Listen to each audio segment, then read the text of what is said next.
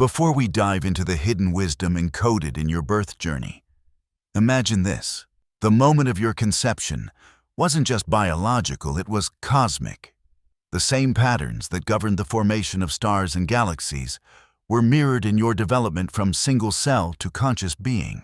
Ancient mystics discovered this connection millennia ago, and their profound understanding of embryonic development reveals secrets about our universal origins that modern science is only beginning to comprehend.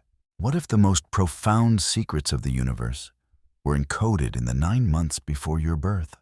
What if the ancient alchemists, Taoist masters, and Kabbalistic sages weren't just creating metaphysical theories, but had discovered a profound truth about human development that modern embryology is only beginning to confirm? In those first moments of your existence, when you were nothing more than a single fertilized cell, something miraculous was already unfolding. A process so perfectly orchestrated that it mirrors the very creation of the cosmos itself. The ancient traditions knew this. They observed the patterns of development and recognized something profound. The embryo's journey is not just biological. It's the universe's greatest spiritual teaching encoded in flesh and blood. I invite you, fellow traveler of consciousness, to journey with me beyond the veil of ordinary perception. Together, we'll explore how the ancient wisdom traditions understood the embryonic process as a sacred template, a cosmic blueprint that reveals the very nature of creation itself. This understanding isn't just academic. It holds transformative power for your spiritual awakening today. In the next 30 minutes, we'll unveil how Taoist masters cultivated the spiritual embryo within themselves, how Kabbalistic sages mapped the divine emanations onto fetal development, and how alchemists saw in the growing embryo the perfect microcosm of universal creation. More importantly, you'll discover practical techniques to reconnect with your own embryonic consciousness, the state of perfect communion with the cosmic whole that you once experienced. The study of embryology and the development of the embryo exists in virtually every major civilization and spiritual tradition throughout history. But there's a profound difference between how these traditions approach this subject and how we understand it today. For the ancient Taoists, embryonic development wasn't merely a physical process, but a template for spiritual cultivation.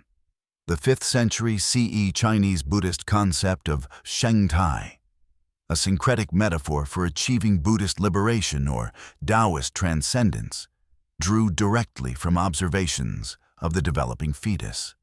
This wasn't just poetic language. It was a profound recognition that the patterns of embryonic growth contained wisdom about spiritual evolution.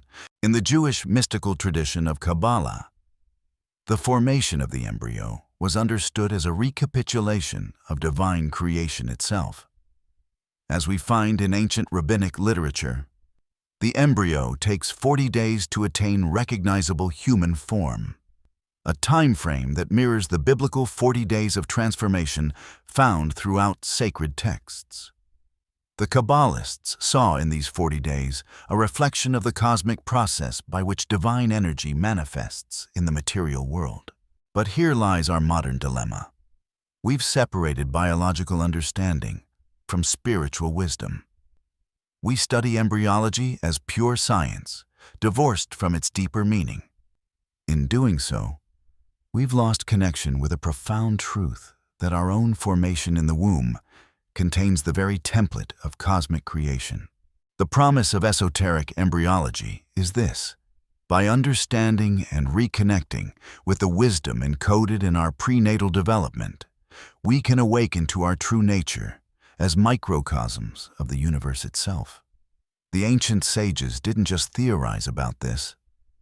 They developed practical methods to reconnect with this embryonic consciousness, techniques we can still access today to transform our spiritual understanding. Our journey will take us through 3 profound dimensions of esoteric embryology. First, we'll explore the Taoist understanding of the spiritual embryo, and how masters cultivated this state through specific breathing and meditation practices.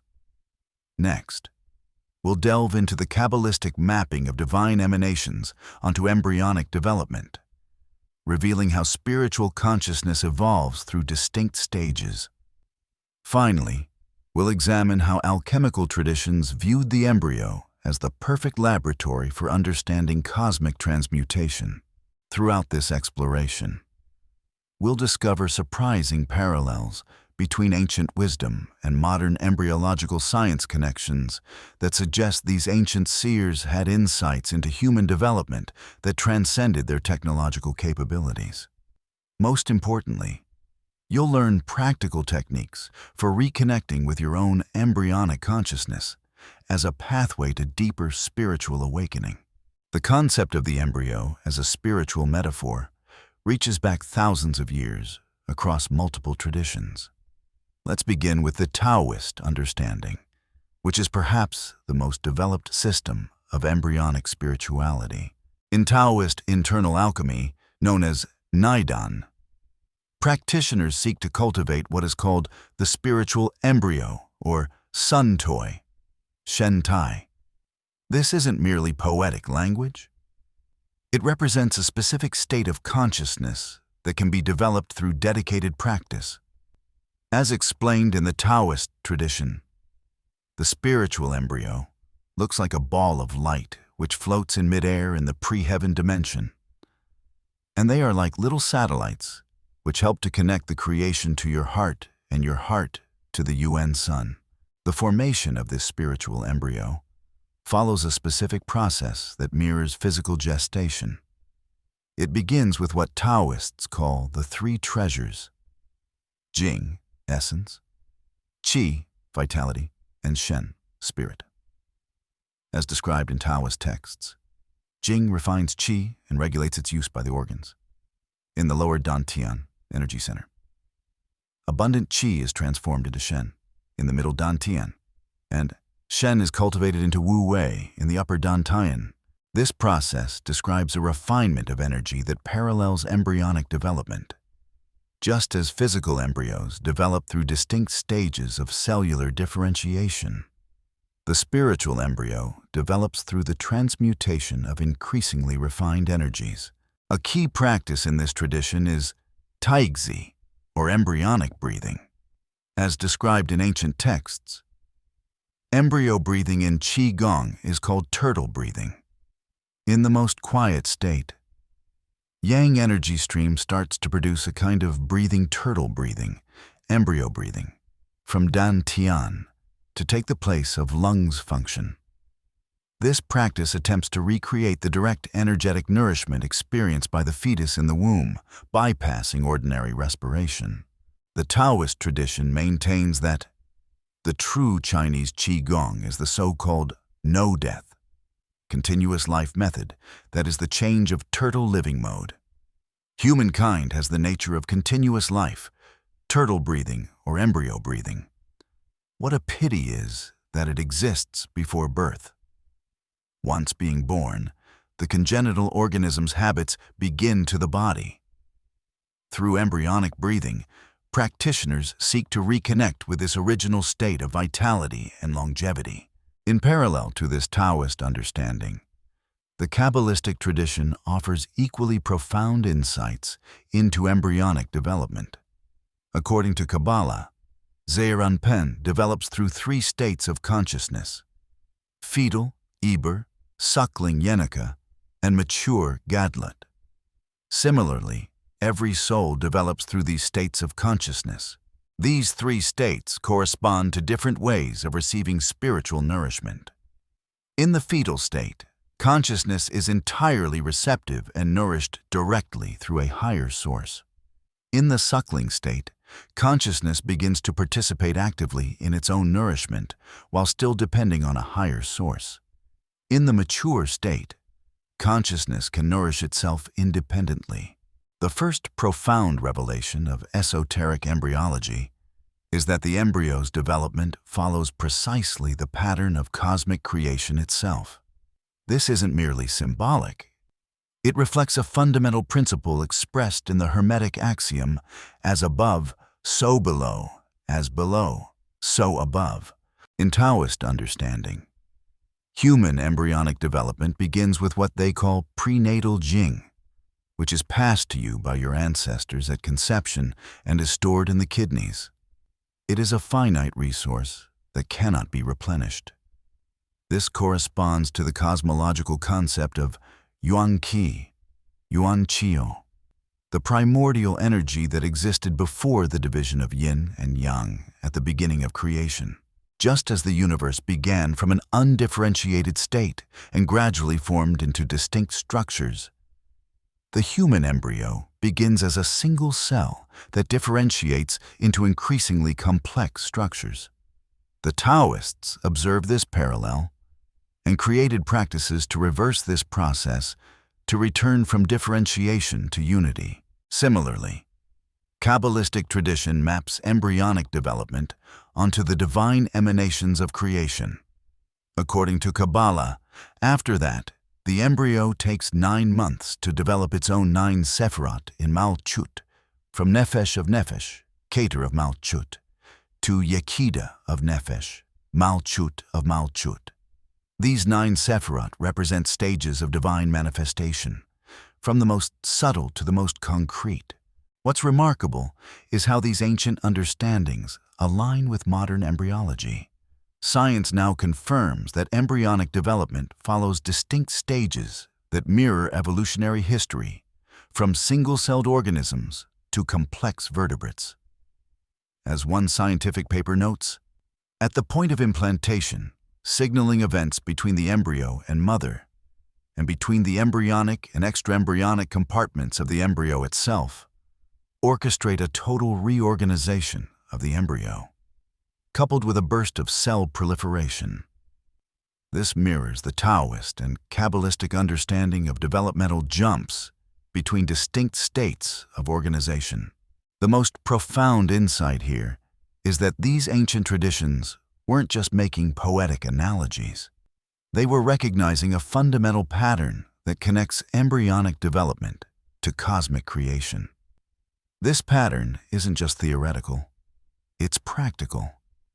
By understanding these developmental stages, we can understand our own spiritual evolution and the processes needed to progress from one stage to another. Consider this.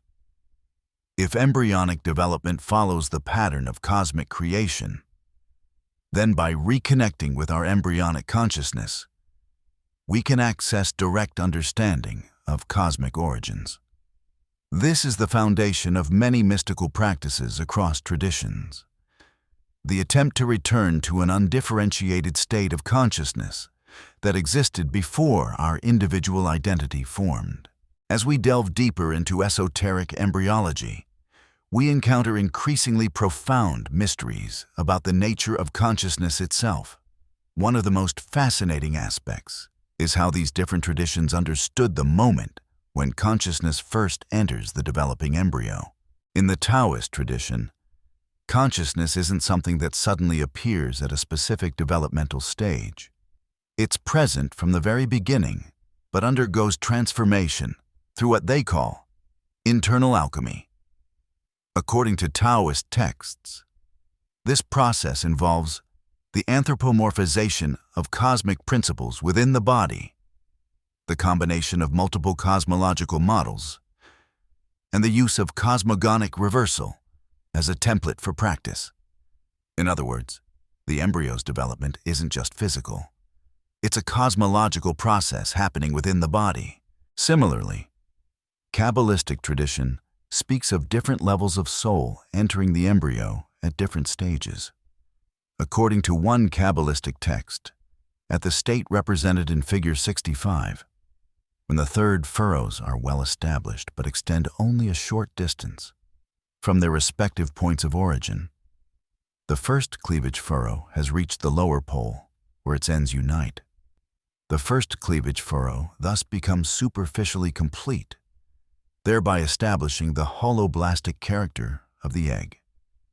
While this appears to be a scientific description, for Kabbalists, These physical changes correspond to spiritual developments, the entrance of increasingly complex levels of the soul.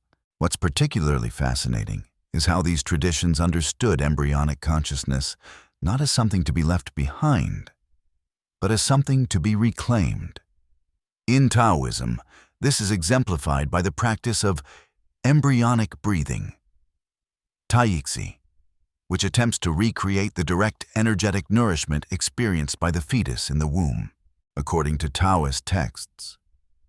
Taoist, Tai Chi, embryonic breathing or embryonic respiration, refers to Taoist meditation and Neidan inner alchemy methods, the principle of which is to breathe like an embryo or fetus in the womb, without using nose or mouth. This practice recognizes that the embryo in the womb doesn't breathe through lungs, but receives oxygen directly through the placenta, a much more efficient and direct form of energetic exchange than post-birth breathing. But here emerges a profound paradox. In both Taoist and Kabbalistic traditions, the goal isn't just to return to an embryonic state, it's to integrate embryonic consciousness with mature awareness. As one text explains, in a state of infancy, we can already make requests and have a dialogue with the Creator. After 2 years of infancy, we need the guidance and education of the Creator and can receive some light of wisdom. In other words, spiritual evolution requires both regression to embryonic unity and progression to mature wisdom. This paradox points to one of the deepest mysteries of spiritual development: the simultaneous movement both back toward origin and forward toward fulfillment. The embryo represents both our beginning and the template for our ultimate potential. Modern embryology has discovered that the embryo contains all the genetic information needed for full development from the moment of conception. Similarly, these esoteric traditions suggest that our spiritual potential is fully present from our origin. Our spiritual journey isn't about acquiring something new, but about manifesting what was already encoded within us from the beginning. How can we integrate these profound insights about esoteric embryology into our daily spiritual practice? The ancient traditions offer specific techniques that allow us to reconnect with embryonic consciousness while maintaining mature awareness. The first and perhaps most fundamental practice is embryonic breathing, Taoist. Unlike normal breathing, which uses the lungs, embryonic breathing attempts to recreate the direct energetic exchange experienced in the womb. According to Taoist texts, this involves breathing from Dan Tayan to take the place of lung function to push forward the whole body circulations of blood and energy stream. To practice embryonic breathing, begin by sitting in meditation and bringing your awareness to your lower abdomen, the lower Dan Tayan. As you inhale, imagine breath entering not through your nose or mouth, but directly through your navel, the original point of nourishment in the womb. Allow your breath to become increasingly subtle until it feels as if you're not breathing at all. Yet, energy is still circulating throughout your body. This practice directly connects to the Taoist understanding that Tang Dynasty, 618-907, Taoist internal alchemists fundamentally changed the nature and understanding of embryonic breathing from the ancient theory of Wai Qi, external qi of the air, external breathing, to the new theory of Nei Qi, internal qi of one's organs, internal breathing.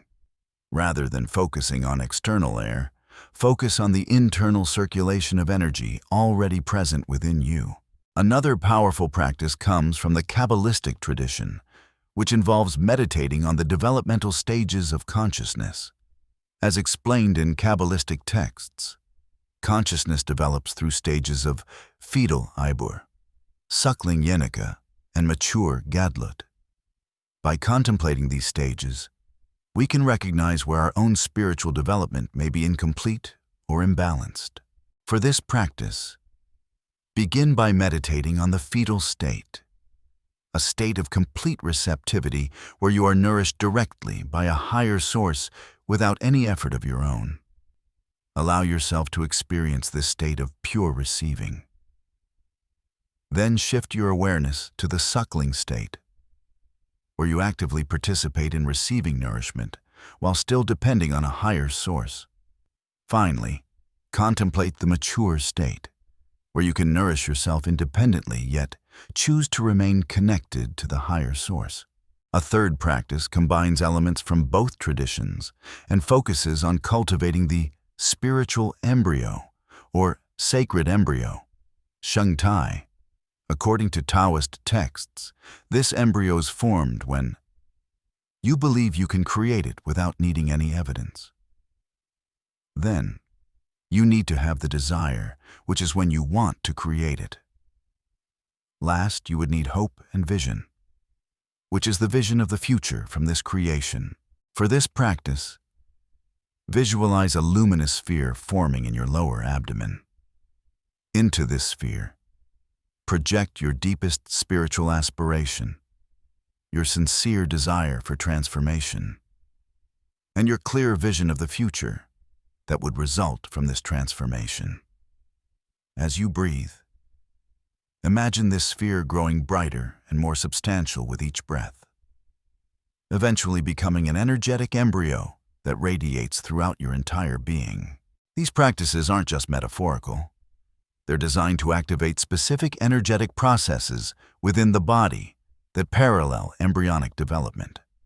As one text explains, this process describes a refinement of energy that parallels embryonic development. Just as physical embryos develop through distinct stages of cellular differentiation, the spiritual embryo develops through the transmutation of increasingly refined energies. By engaging in these practices regularly, we begin to reconnect with the wisdom encoded in our original development. We recover aspects of consciousness that were present in our embryonic state, but became dormant through the process of birth and individuation.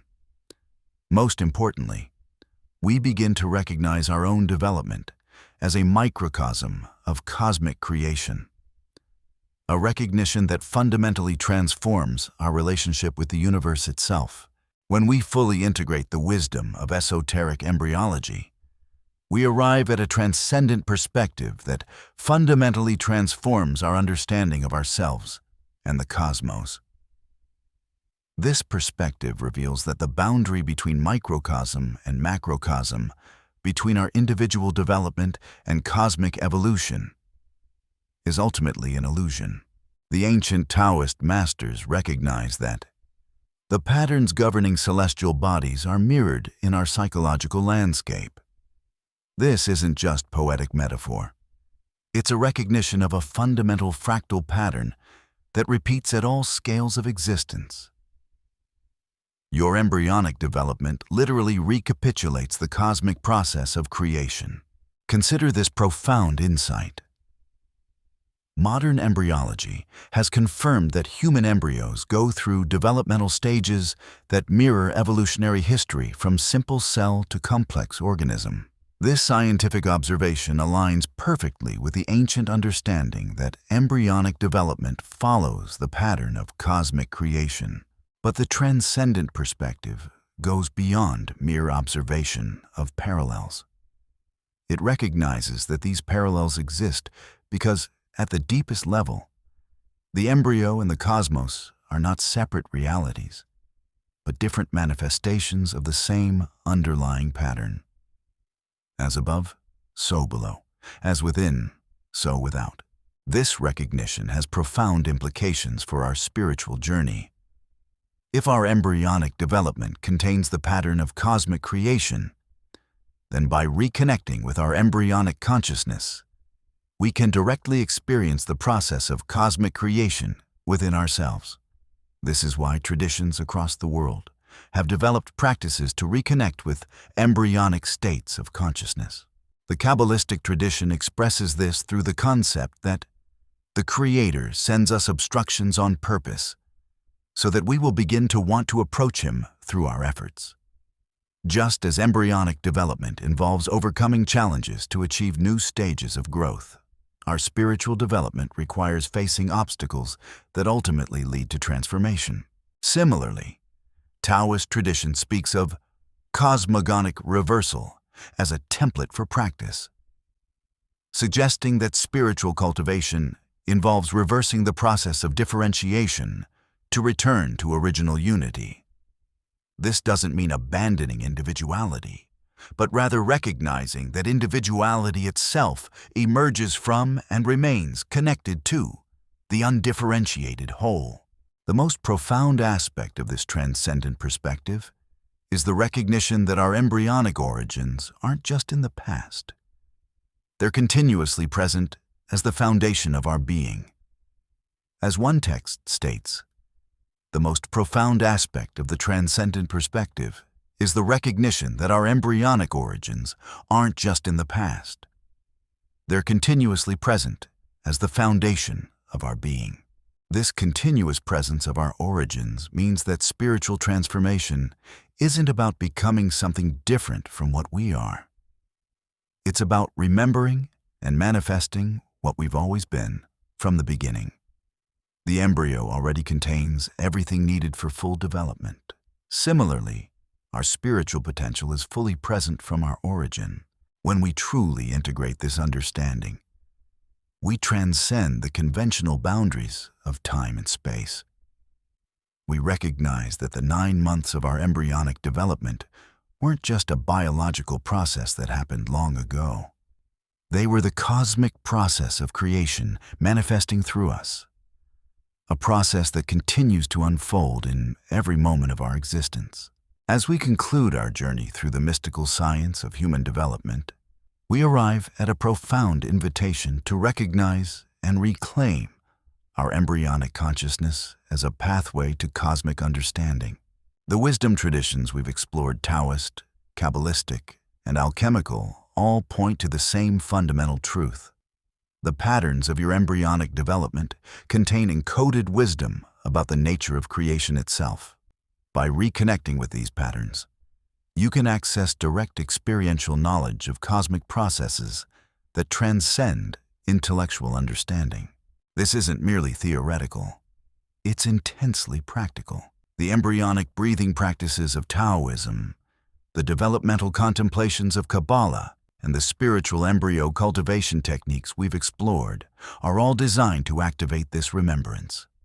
Through these practices, you can begin to experience yourself not as separate from the cosmic process, but as a living embodiment of it. As you integrate this week's teaching, I invite you to spend time each day in silent meditation, bringing your awareness to your navel, your original point of connection to Source. Feel the echo of that primordial connection still present within you. Allow your breathing to become increasingly subtle until you sense the embryonic circulation of energy that has been present since your conception. Pay attention to how this practice affects your perception of yourself and your relationship with the world around you. Notice how reconnecting with embryonic consciousness dissolves the sense of separation between yourself and the cosmos. In our next journey together, we'll explore how these embryonic patterns manifest in the cycles of death and rebirth. Not just physical death and rebirth, but the continuous cycles of transformation that occur throughout our lives. Until then, I invite you to continue exploring the mystery of your own origins, recognizing that the story of your embryonic development is nothing less than the story of cosmic creation itself. Remember, fellow traveler, you weren't just born into this universe, the universe was born through you. Your embryonic journey wasn't just biological, it was cosmic. And the wisdom encoded in that journey remains accessible within you, waiting to be remembered. The universe speaks to us in patterns, rhythms, and most fundamentally, in numbers. These aren't merely the cold calculations of accountants or the abstract formulations of mathematicians, but rather the very language through which the cosmos reveals its deepest mysteries. From the perfect spirals of galaxies to the hidden symmetries within a single flower, Sacred mathematics has been humanity's key to understanding the veiled architecture of reality itself. 10 dots arranged in a perfect triangle, 4 rows forming the number 10. How could such a simple geometric figure be so revered that ancient philosophers would swear sacred oaths upon it? Why would mystics across millennia and spanning continents develop elaborate systems of numerical correspondence to decode the very fabric of existence? What if the mathematics you dismissed in school was actually a concealed doorway to altered states of consciousness and cosmic understanding? Pause as ethereal music swells. The ancient Pythagoreans had a saying: "Number is the ruler of forms and ideas and the cause of gods and demons."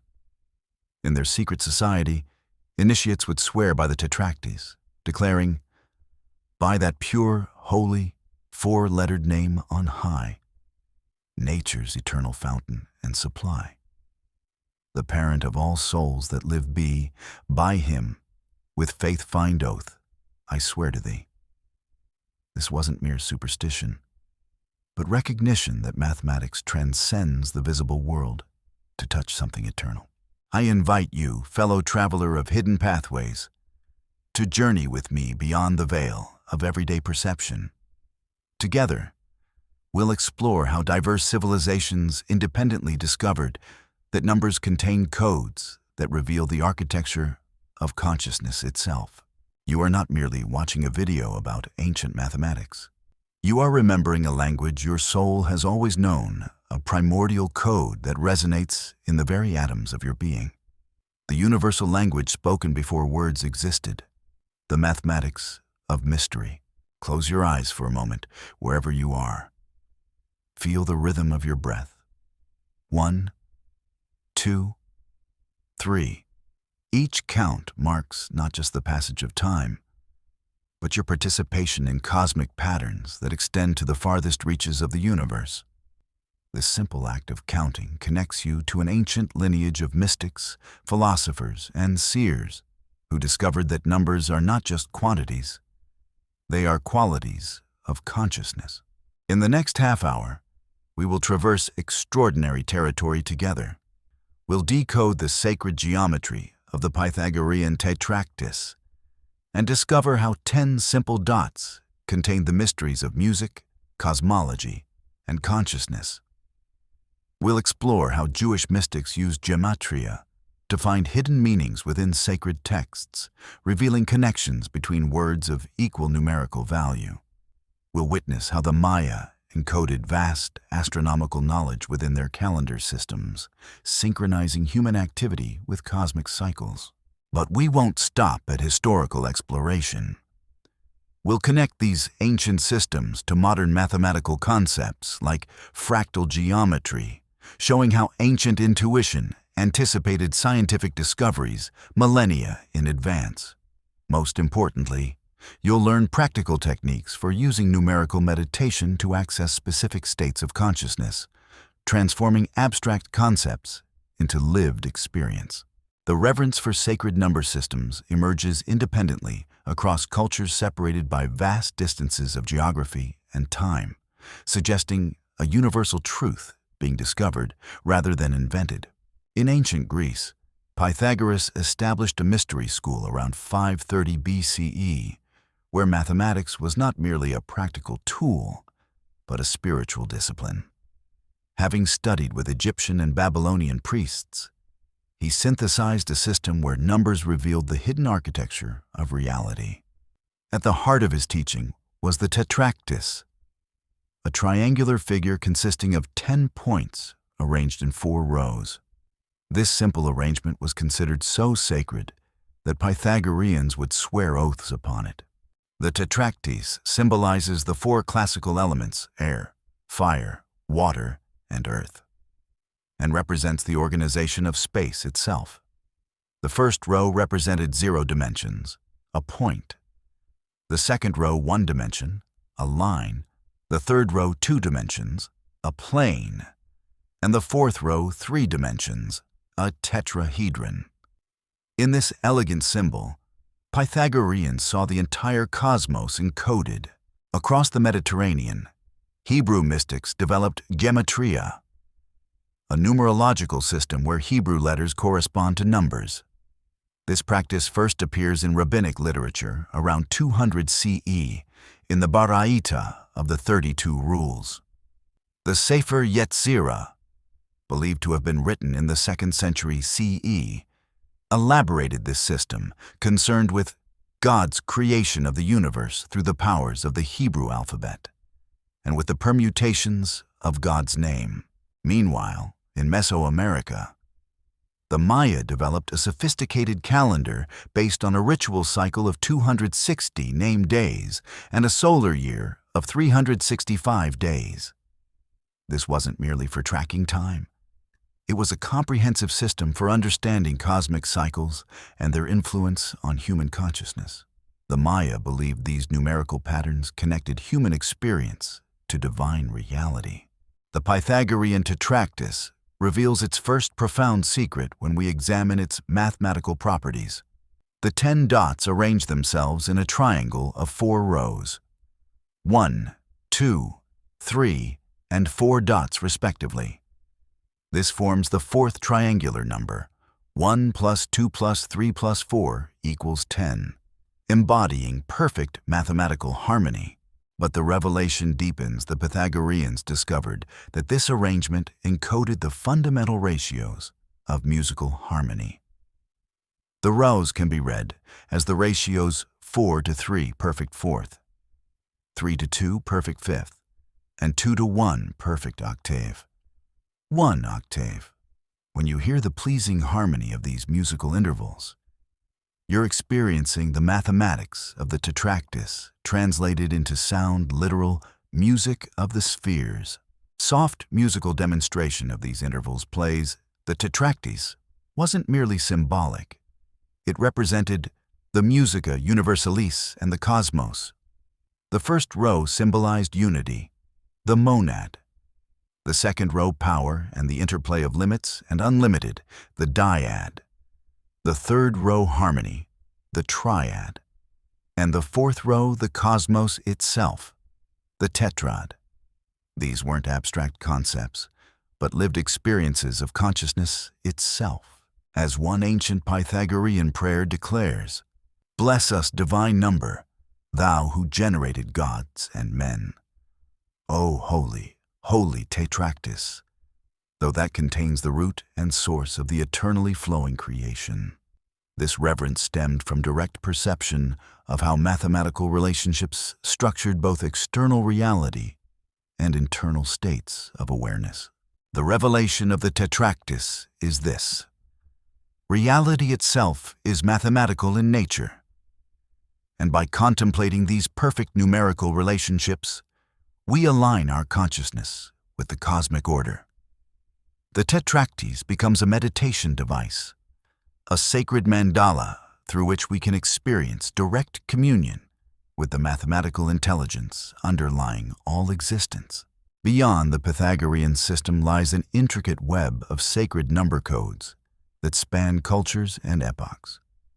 Let us venture deeper into this labyrinth of divine mathematics. In Jewish mystical tradition, gematria reveals hidden connections between concepts through numerical equivalence. The term itself derives from the Greek geometria, showing its connection to sacred geometry. When Jewish mystics discovered words with identical numerical values, they perceived a hidden relationship ordained by divine intelligence. By the 1200s, the Hasidim of Ashkenaz German pietists practicing a mystical form of Judaism used gematria extensively in their spiritual writings.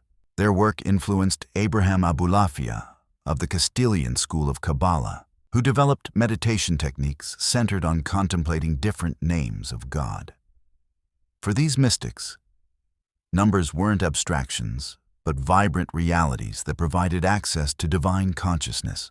The Maya calendar system represents perhaps the most sophisticated ancient mathematical system for tracking cosmic cycles. Their calendar combined a 260-day ritual cycle with a 365-day solar year to form a longer cycle of 18,980 days, or 52 years, called a calendar round. With incredible precision, they tracked Venus, lunar phases, and eclipse cycles, embedding this astronomical knowledge within their numerical system. The 260-day cycle, Tzolk'in, consisted of 20 named days combined with numbers 1 through 13. Each combination had certain fateful characteristics, connecting human consciousness with cosmic influence. The Mayan long count, starting from what most historians identify as August 11th, 3114 BCE, measured vast cycles of time, grounding human experience within a profound cosmic context. What emerges in these diverse traditions is a remarkable insight. Consciousness itself has mathematical properties. Different number systems access different states of awareness. The Pythagorean tetractys, with its emphasis on the numbers 1 through 4 and their sum of 10, creates a particular configuration of consciousness. Gematria, with its letter-number correspondences, generates another. The Mayan calendar, with its interlocking cycles, yet another. Visual transition to modern mathematical concepts. Modern mathematics has rediscovered these principles through fractal geometry, self-similar patterns repeated at different scales. When Benoit Mandelbrot mapped the Mandelbrot set in 1980, he revealed an infinite boundary of mathematical beauty that ancient mystics would have immediately recognized as sacred geometry. The ancient intuition that reality is structured mathematically has been vindicated by contemporary science. How can we integrate this ancient wisdom into our modern lives? The answer lies in numerical meditation techniques that use number sequences to induce specific states of consciousness. One simple yet profound practice comes from understanding that meditation doesn't require complex philosophy. It can be as simple as counting to 10 with full awareness. Find a quiet place, close your eyes, and on each exhale, mentally pronounce a number from 1 to 10. When you reach 10, start again. When thoughts arise, as they inevitably will gently return to your counting. This practice connects you to the tetractys, as you experience each number as a quality of consciousness rather than a mere quantity. 1 represents unity, 2 represents duality, 3 represents creative synthesis, and 4 represents manifestation. As you count through these numbers, you're not just marking time, you're moving through states of awareness that correspond to cosmic principles. For a deeper practice, visualize the tetractys arrangement as you count. On 1, see a single point of light at the apex of a triangle. On 2, see 2 points of light on the second row. On 3, see 3 points of light on the third row. On 4, see 4 points on the bottom row.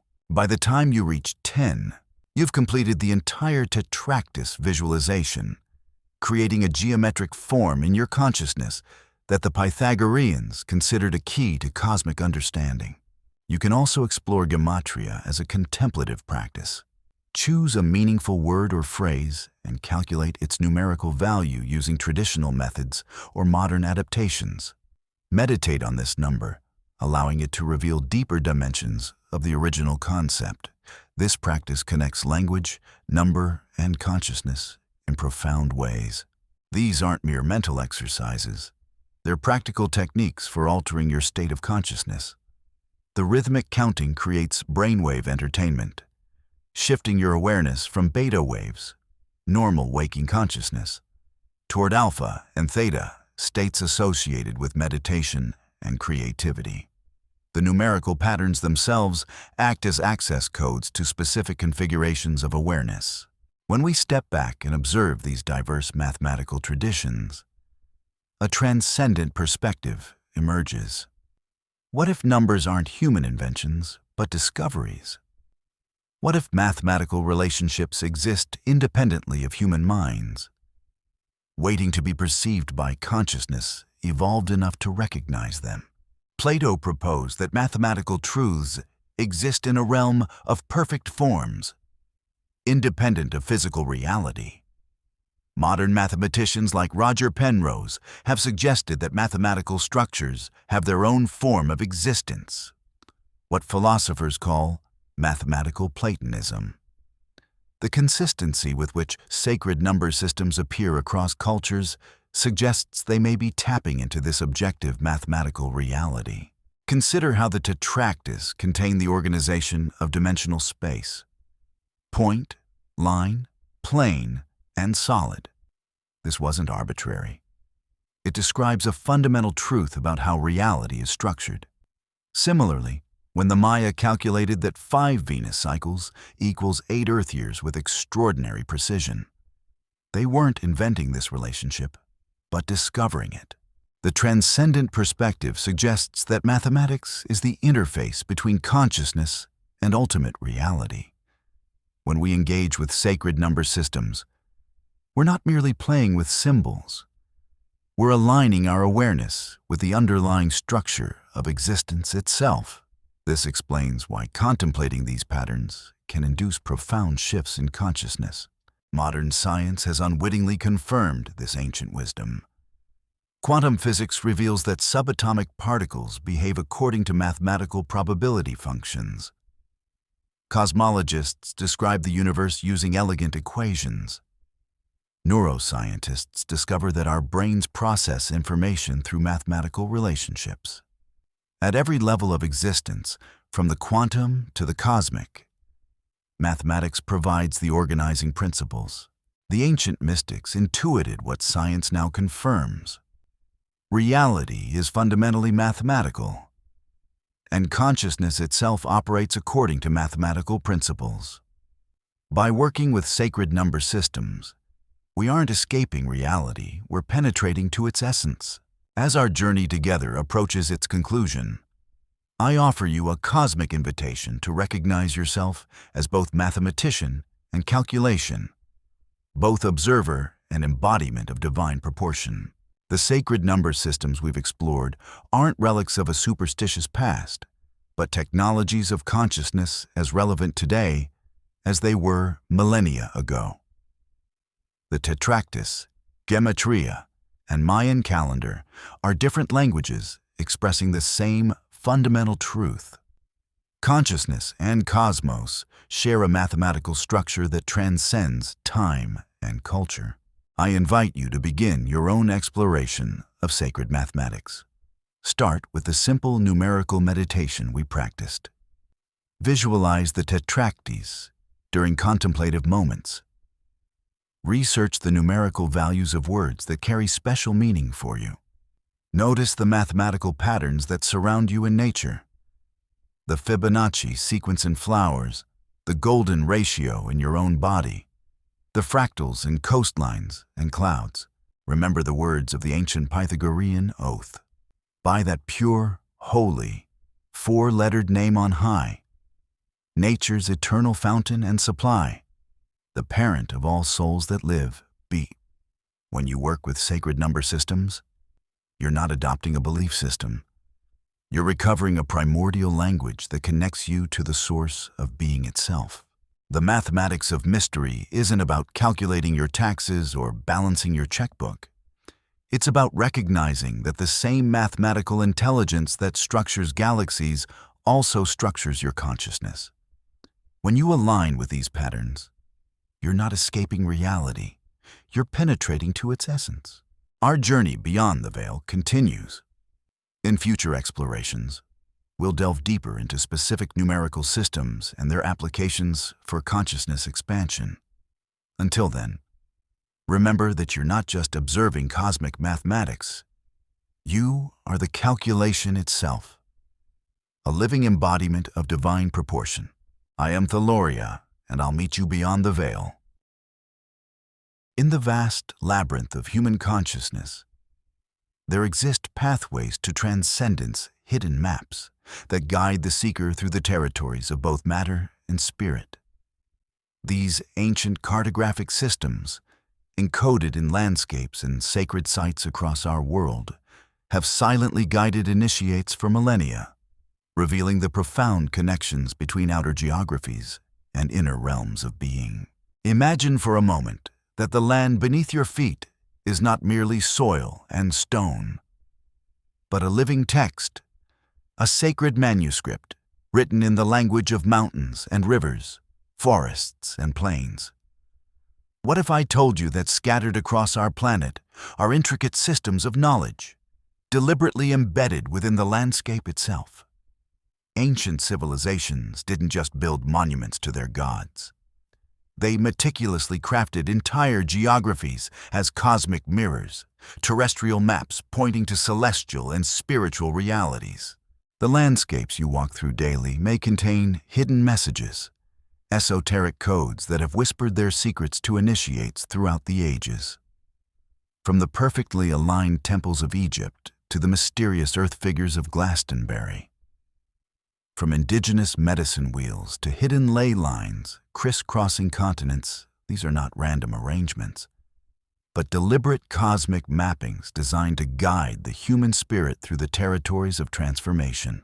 Today, we stand at the threshold between worlds, preparing to decode these ancient systems of sacred geography and discover how they can awaken dormant capacities within our own consciousness.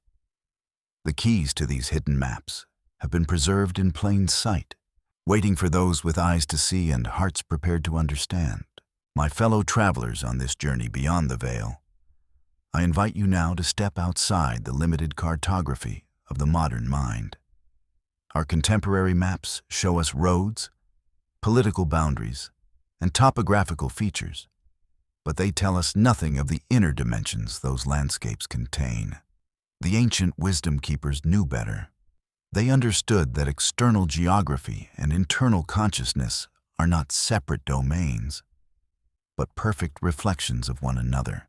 You who have felt that inexplicable resonance when standing in certain places, that subtle vibration that seems to connect your very being with something vaster and more profound, you have already sensed what we will explore today. That feeling is no accident, no mere poetic sentiment. It is your soul's recognition of sacred geometry encoded in the land itself. The ancients left us elaborate maps, not drawn on parchment, but embedded in stones and stars, in temple layouts and monument alignments.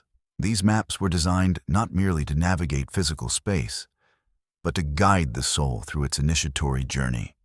They understood what modern science is only beginning to rediscover, that consciousness and matter are intertwined in ways that transcend our conventional understanding. As we embark on this exploration of esoteric cartography together, I invite you to become both the map and the territory, the explorer, and the landscape being explored. For in truth, the greatest mystery of sacred geography is not simply what these ancient systems reveal about the world, but what they awaken within those who learn to read them. Our expedition into the realm of esoteric cartography will take us across continents and through millennia, revealing how diverse cultures encoded spiritual wisdom within their understanding of space and place. We'll begin by exploring the origins of sacred geography in some of humanity's earliest civilizations, uncovering the principles that guided their mapping of both physical and metaphysical territories. We will then delve into the first revelations of sacred mapping systems, how Egyptian temple architects created buildings that functioned as precise models of the cosmos, their very measurements and alignments embedding mathematical and astronomical knowledge that mirrored divine order. We'll witness how Aboriginal Australians, perhaps the world's oldest continuous culture, created songlines that transformed their entire continent into a living spiritual text. Our journey will lead us deeper into the mystery of landscape zodiacs like the one at Glastonbury, where natural features and human modifications combine to create vast astrological symbols visible only from a higher perspective. We'll examine the medicine wheels of indigenous North American traditions and how they encoded sophisticated understandings of balance and wholeness within simple circular forms. Our journey will lead us deeper into the mystery of landscape zodiacs like the one at Glastonbury, where natural features and human modifications combine to create vast astrological symbols visible only from a higher perspective. We'll examine the medicine wheels of indigenous North American traditions and how they encoded sophisticated understandings of balance and wholeness within simple circular forms. Most importantly, we will translate these ancient wisdom systems into practical guidance for your own spiritual journey. You'll discover how to read the sacred geography of your local landscape, creating your own personal cartography of consciousness that bridges inner and outer worlds. Finally, we'll expand our vision to glimpse how these earthly maps connect to larger cosmic patterns, offering a transcendent perspective that reunites science and spirituality, matter and consciousness. This is not merely an intellectual exploration, but an invitation to transform how you perceive and interact with the very ground beneath your feet. By the end of our journey, you may never see your local landscape or yourself in quite the same way again. To understand the origins of esoteric cartography, we must journey back to humanity's earliest attempts to make sense of its place in the cosmos. Long before written language, our ancestors were reading the book of nature, perceiving patterns and correspondences that modern minds have largely forgotten. These ancient cartographers weren't simply mapping physical terrain. They were mapping consciousness itself, creating systems that united heaven and earth, spirit and matter.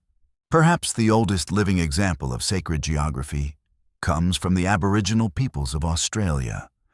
For more than 40,000 years, making it the oldest continuing culture in the world, Aboriginal traditions have maintained an intricate system of dreaming tracks, or song lines, that crisscross the entire continent. According to their cosmology, in the mythic period known as the dream time, ancestral beings emerged from the earth and wandered across the land. Their everyday actions of birth, play, hunting, death created the landscape features we see today. These ancestral journeys became encoded in sacred narratives, songs that could be sung as one traveled, allowing navigation across vast distances through seemingly featureless terrain. What appears to outsiders as barren desert becomes, through Aboriginal eyes, a rich tapestry of stories and meanings. A landscape alive with significance. Each mountain, waterhole, and rocky outcrop is not just a physical feature, but a mnemonic device encoding spiritual knowledge. In ancient Egypt, we found another sophisticated system of sacred geography. The temples were not merely buildings dedicated to worship, but precise models of the universe at the moment of creation. Egyptian cosmology held that the universe emerged from a vast cosmic ocean of nothingness called None, with the creator sun god Atum awakening to will a small island into existence. This primordial mound became the template for Egyptian sacred architecture, with temple floors rising gradually as one moved toward the inner sanctuary, physically enacting the emergence of order from chaos. The Hindus developed their own elaborate sacred geography, identifying tirthas, crossing places between worlds, and mapping divine presence onto rivers, mountains, and entire regions. Their sacred texts described a cosmos of multiple worlds and dimensions, with certain earthly locations serving as access points to these higher realms. What unites these diverse traditions is a fundamental understanding that physical geography can function as a vessel for spiritual truth, that the material world, properly perceived and engaged, reveals pathways to transcendent knowledge. These ancient cartographers understood something modern science is only beginning to rediscover, that consciousness and matter, inner and outer reality, are not separate domains, but aspects of a unified whole. The wisdom of these traditions wasn't preserved in books alone, but encoded in monuments aligned with celestial bodies. in landscape features modified to reflect cosmic patterns, and in oral traditions that transformed walking itself into a spiritual practice. They created maps that could be read not just with the intellect, but experienced with the entire being. Maps designed to guide the soul on its journey through both physical existence and spiritual becoming. The first profound revelation of esoteric cartography is that temples and sacred sites were designed as precise microcosm physical models that perfectly mirrored macrocosmic realities. This principle of as above, so below guided master builders across cultures to create structures that functioned as both astronomical observatories and spiritual technologies. In Egypt, this understanding reached extraordinary sophistication.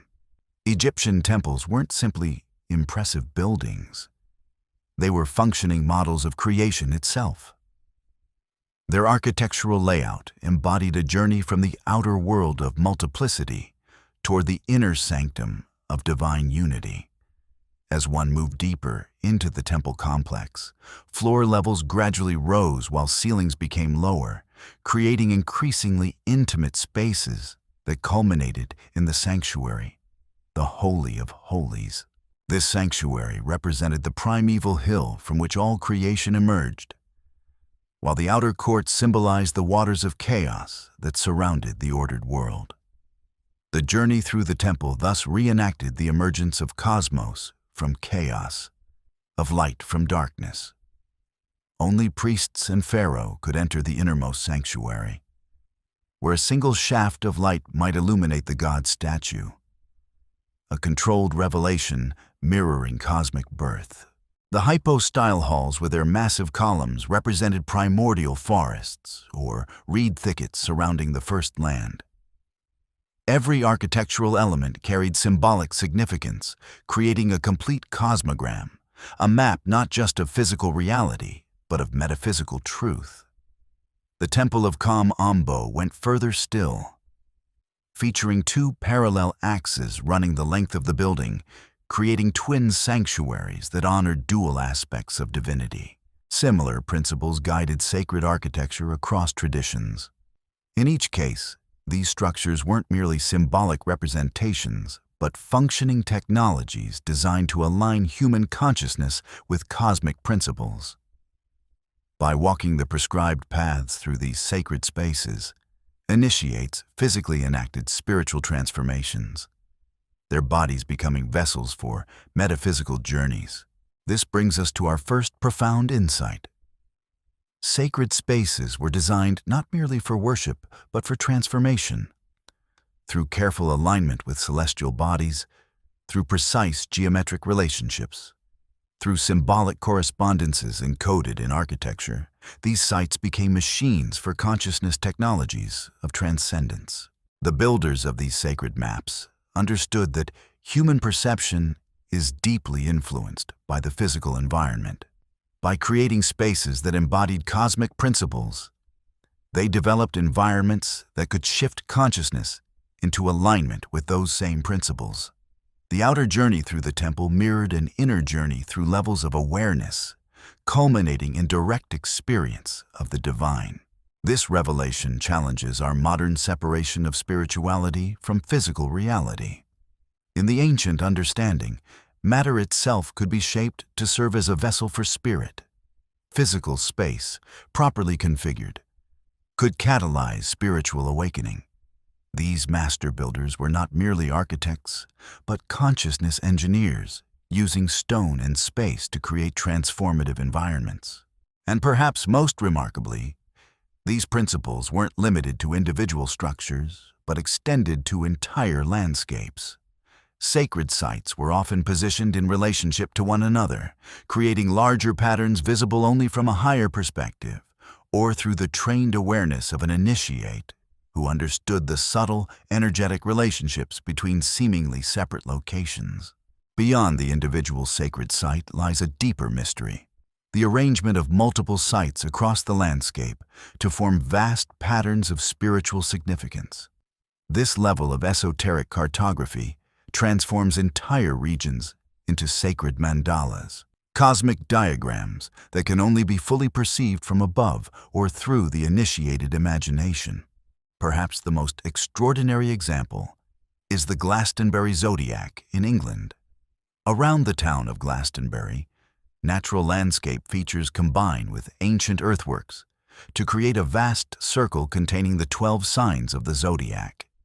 These gigantic figures, some 5 miles across, are formed by hills, contours, roads, paths, field boundaries, and waterways. The entire complex measures some 10 to 12 miles across, creating a terrestrial mirror of the celestial zodiac. This remarkable configuration was only rediscovered in 1927 by Catherine Maltwood, who found that when she scaled astrological charts to maps of the region, the stars of the zodiac fit perfectly over the earthly effigies. What makes this discovery even more remarkable is that these formations appear to be partly natural, the underlying geography itself seeming to manifest these symbolic forms. A similar phenomenon appears in the mysterious ley lines that some believe criss-cross the landscape, connecting ancient sites along straight alignments. While mainstream archaeology considers ley lines pseudo-science, these straight-line connections between prehistoric structures, monuments, and natural features have fascinated researchers since Alfred Watkins first identified them in the 1920s. Some esoteric traditions view these lines as channels of earth energy, invisible currents that ancient peoples could perceive and harness. Indigenous traditions offer their own profound mapping systems. The medicine wheel of North American traditions represents far more than the 4 cardinal directions.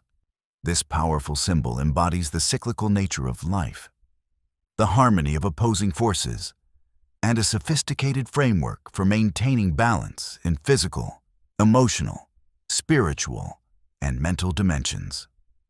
Archaeological evidence of medicine wheels dates back to around 4000 BCE, with notable examples like the Bighorn medicine wheel in Wyoming potentially serving astronomical purposes.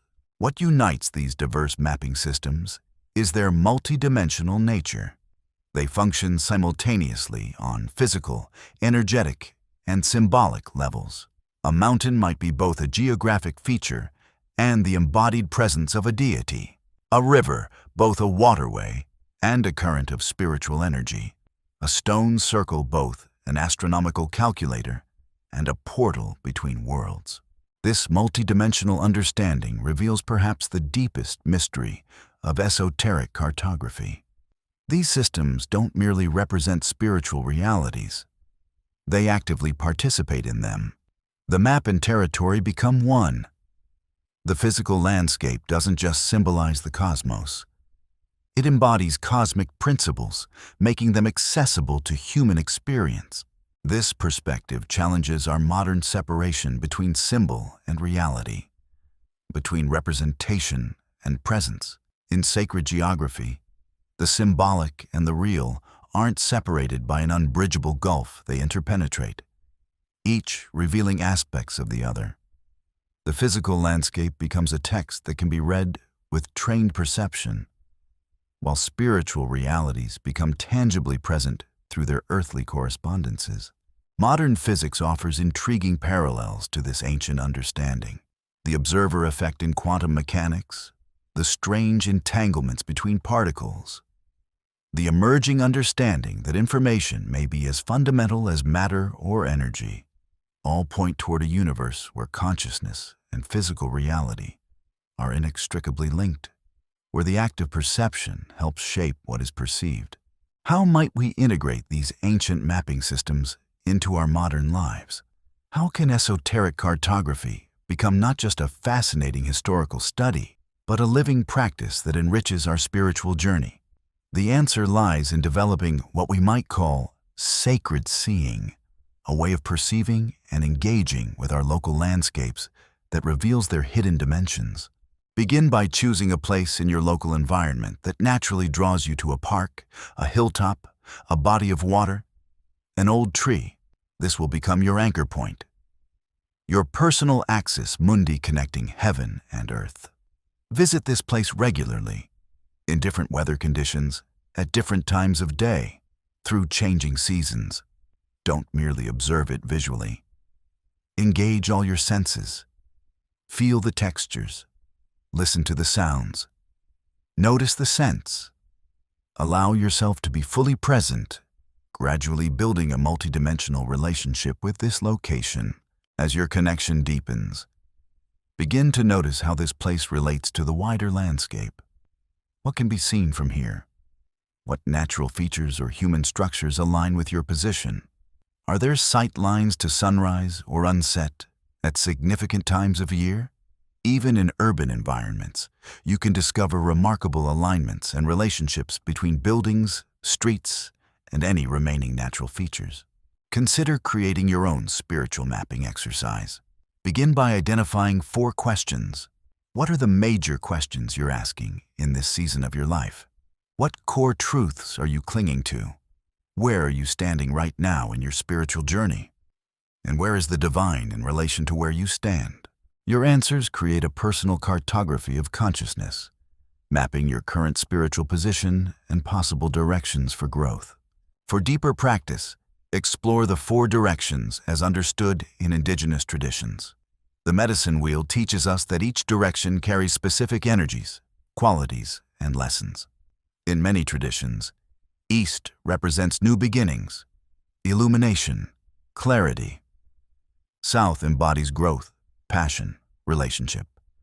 West brings introspection, emotional depth, wisdom. And North offers structure, wisdom, completion. By orienting yourself to these directions in your chosen place, you create a personal medicine wheel, a sacred circle that helps maintain balance in all dimensions of your life. Advanced practitioners might work with the concept of ley lines in their local area. While remaining respectful of scientific perspectives, you can explore whether certain pathways or alignments between significant sites create a sense of heightened energy or awareness. Walking these lines with mindful attention can become a form of moving meditation, a pilgrimage in miniature. Perhaps most importantly, this practice helps heal the modern split between spirituality and place. Many of us feel disconnected from the land where we live, treating it as mere backdrop to our activities rather than as a living presence with which we're in relationship. Sacred geography teaches us to see our local landscapes as partners in our spiritual journey, filled with meaning and possibility. This doesn't require believing that landscape features are literally conscious, though many traditions would affirm this. It requires only that we approach the land with reverence and attention, recognizing that our ancestors encoded wisdom in their relationship with place that we can still access today. By developing this relationship, we begin to feel at home in the world in a deeper sense, reconnecting with both the land beneath our feet and the wisdom traditions that have sustained humanity for millennia. As we expand our awareness of sacred geography, a transcendent perspective begins to emerge, one that unites science and spirituality, ancient wisdom and modern discovery, personal practice and universal patterns. This perspective reveals that esoteric cartography isn't merely about mapping external landscapes, but about charting the territories of consciousness itself. David K.M. Smith, a contemporary esoteric cartographer, describes his work as a type of sacred image unaffiliated with either organized religion or secular culture. For Smith, cartography becomes a form of prayer, both in its creation and its viewing. The cartographer gives their entire life over to the process, becoming an open channel for the sublime mystery at the heart of all things. This points to a profound truth. The ultimate purpose of esoteric mapping is not merely to represent reality, but to transform perception. These systems are technologies for shifting awareness, tools for awakening dormant capacities of consciousness. When we engage deeply with sacred geography, we're not just learning about ancient beliefs. We're activating modes of perception that modern culture has largely forgotten.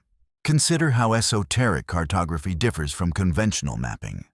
Modern maps aim for objective accuracy, stripping away subjective experience to create standardized representations.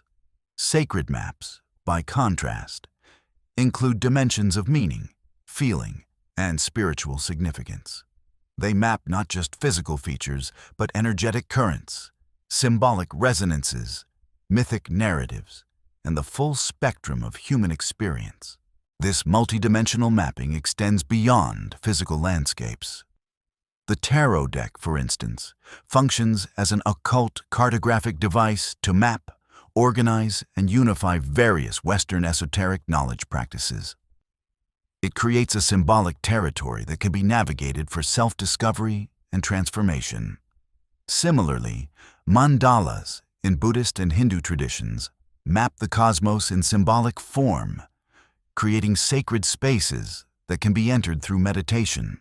What unites these diverse mapping systems is their understanding that consciousness and landscape, inner and outer reality, are not separate domains, but aspects of a unified whole.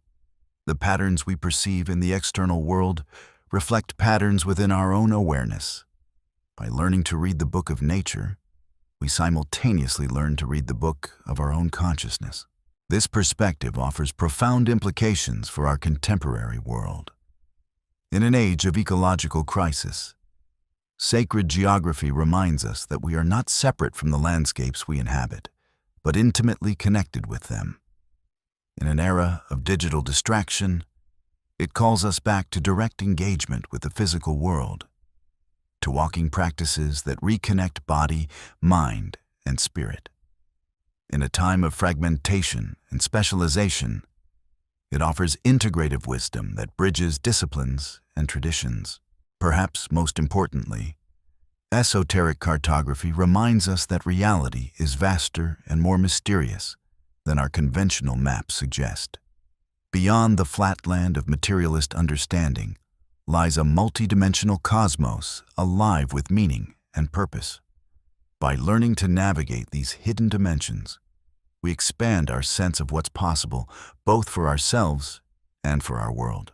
The transcendent perspective doesn't require abandoning reason or embracing superstition. It invites us to develop more comprehensive ways of knowing that include, but transcend, rational understanding ways that integrate sensory perception, emotional intelligence, symbolic thinking, and direct intuitive apprehension. The result is not less clarity, but more a stereoscopic vision that perceives both the physical world and its metaphysical dimensions.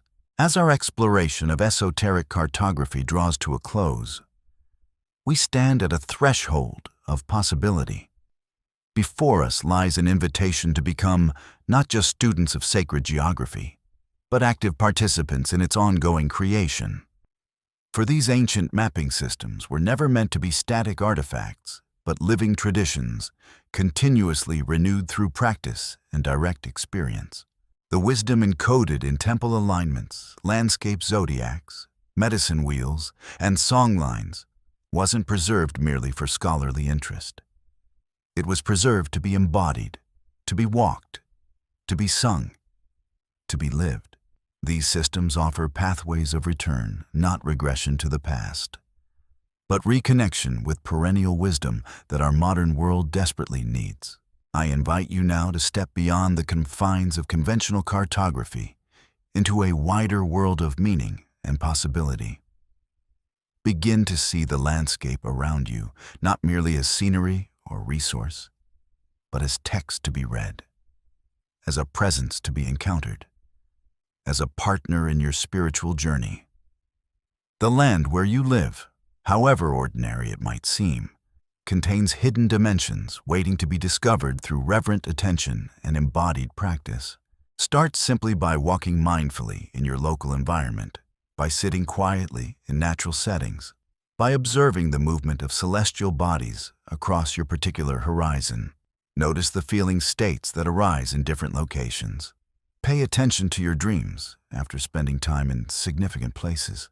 Begin to map your inner responses to outer environments, creating your personal, sacred geography.